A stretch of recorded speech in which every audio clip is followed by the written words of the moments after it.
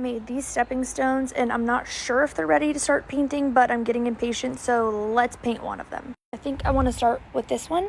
So let's take it up to the studio. Let's see how paint goes on this one first before I commit to painting the other ones, because I don't necessarily think it's totally dry. This is my painting table. I'm going to sit here and paint it and watch a movie while I paint my stepping stone. What a good afternoon.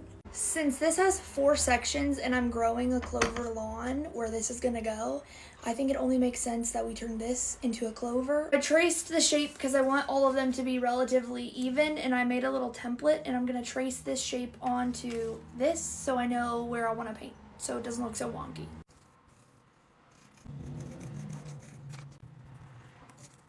Then I'm just gonna use acrylic paint. I will seal them, don't worry.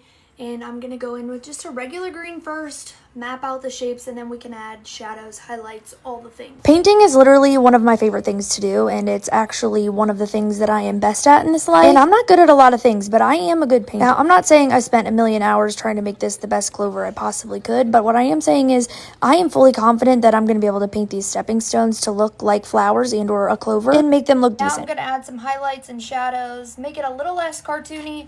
I'm not really going for realistic, I'm just going for not this. I was a high school art teacher for 3 years. Then when we moved to Chicago, I became a full-time artist, and art's been my full-time job ever since, and paint is my main medium. I know people aren't gonna like that I'm using acrylic paint on these, but I'm gonna do it anyways, and then I'm gonna seal them. With what? I have no idea. One thing at a time. I've never painted a stepping stone before, but I know that this should work. This one was still slightly wet, so the paint wasn't sticking in some areas, so I'm gonna let the other ones dry out for another day before I paint them. Last thing I did was add black around it just to define the shapes, I guess. And here's what she looks like outside. I definitely think that looks like a clover. I think that's cute. So let me know which one should we paint next and what should we do to it, because this is the only one that I had a for sure plan for.